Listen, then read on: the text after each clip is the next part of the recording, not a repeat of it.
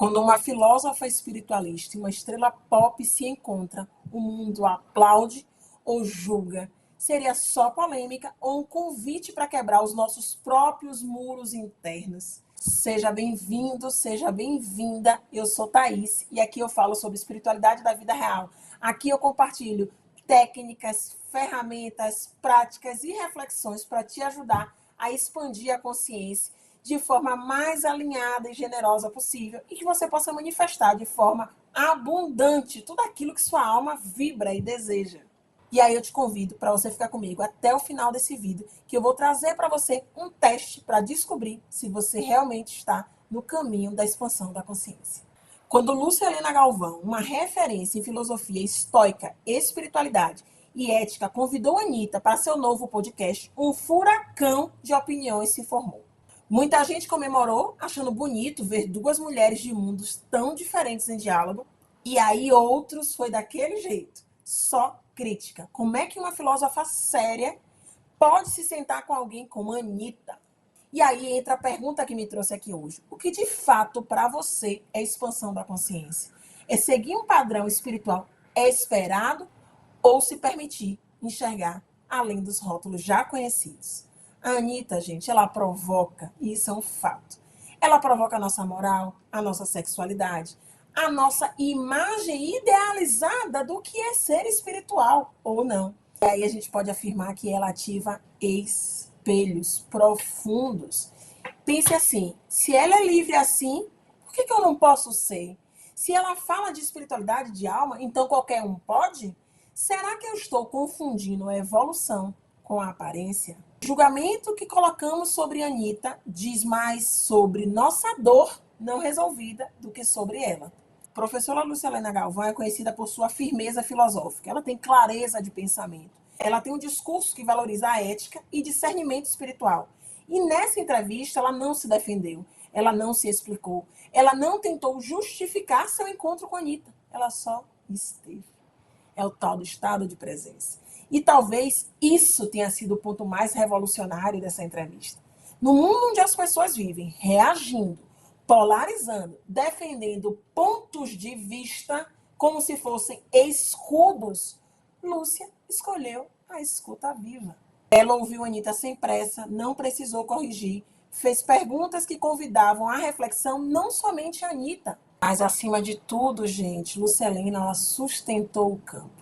Aquele espaço sutil em que permite-se ao outro ser quem ele é, quem ele quer ser, sem ser julgado. Mas a todo aquele que se doou a escutar essa conversa. E isso, gente, é espiritualidade em ação. Não aquela espiritualidade que se isola num mosteiro lá interno, mas aquela que sabe dialogar com o diferente sem se perder de si mesma. Ela não se tornou menos sábia por ouvir a Anitta. Na verdade, talvez ela tenha se tornado ainda mais mestra. E aí eu vou te convidar a uma caixa, a caixa do paralelo. E aqui eu quero trazer uma lente para poder te ajudar a entender tudo isso de forma mais profunda. Carl Jung, ele dizia que tudo aquilo que nos incomoda nos outros é uma projeção da nossa própria sombra. Parte que a gente nega, parte que a gente esconde, parte daquilo que a gente não quer ver. Projeção psicológica, também conhecida como espelhamento. Tudo que nos irrita nos outros pode nos levar a um entendimento sobre nós mesmos. E esse é um dos pensamentos mais famosos dele e que expressa bem esse mecanismo do espelho. Quando a gente vê algo no outro que nos causa incômodo ou até, gente, fascínio exagerado. Sabe o que é fascínio exagerado? Aquele exagero, aquele endeusamento. Na internet é o que não falta, né? Quando isso acontece, existem grandes chances de estarmos projetando uma parte que ainda a gente não se reconhece, seja ela de luz ou seja ela de sombra.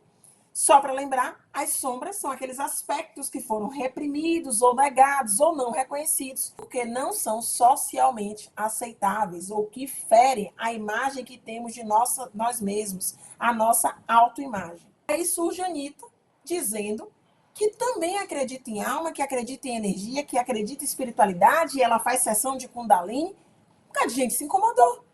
Mas esse incômodo está nela ou no espelho que ela consegue ativar em você? E nesse caso eu trago outra pergunta. A liberdade do outro revela as nossas próprias prisões internas? Trago o tema central desse vídeo, expansão da consciência. Para mim, expansão não é só meditar, comer saudável, falar bonito sobre energia. Expansão é romper as caixas mentais que nos separam uns dos outros. É reconhecer que a evolução espiritual não tem uma aparência única. Ela pode se apresentar em uma bata branca, ou ela pode se apresentar de pluma, bora e paetê. Por que não? Expandir, gente, é trocar, é incluir, é olhar para o diferente antes de julgar. Talvez a entrevista de Anitta com a professora Lucilene tenha incomodado tanto, porque no fundo ela mostrou o quanto ainda nos incomoda a liberdade do outro. E esse incômodo é mina de ouro, porque ele revela aquilo que a gente precisa curar. E então eu resolvi fazer um experimento social. Escolhi a dedo alguns clientes meus de terapia multidimensional e enviei. Não disse absolutamente nada, só enviei. Aí eu recebi inúmeros retornos, tais como: vou ver, já me interessei. Outros diziam: kkk, Anitta, como assim? Outros me fizeram perguntas: e você vê Anitta?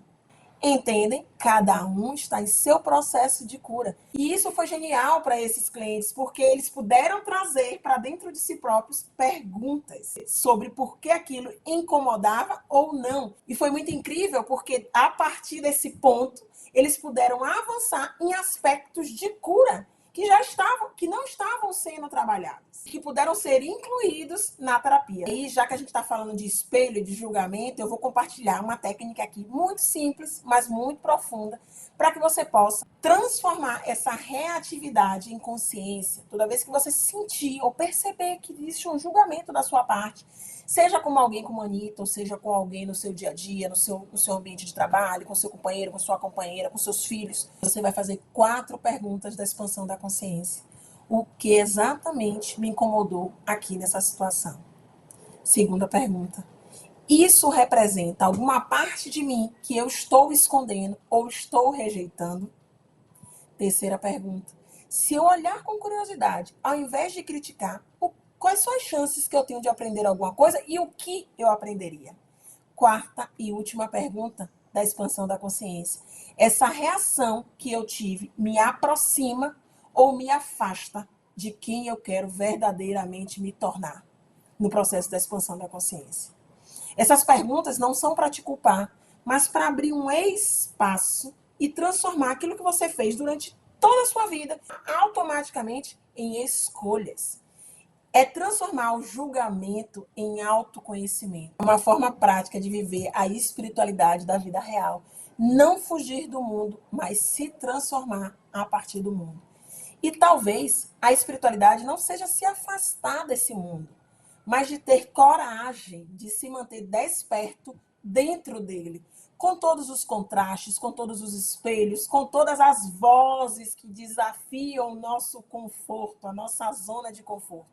E o salto da consciência, esse que a gente tanto busca, não esteja em seguir um padrão idealizado, um perfeito, mas em escutar de coração aberto o imperfeito que está aos nossos olhos. E se esse vídeo despertou qualquer coisa aí dentro, eu vou te convidar a compartilhar ele com alguém que você acredite que pode se beneficiar dessa reflexão. Com amor e com muita alegria, de coração para coração, eu te vejo no próximo vídeo.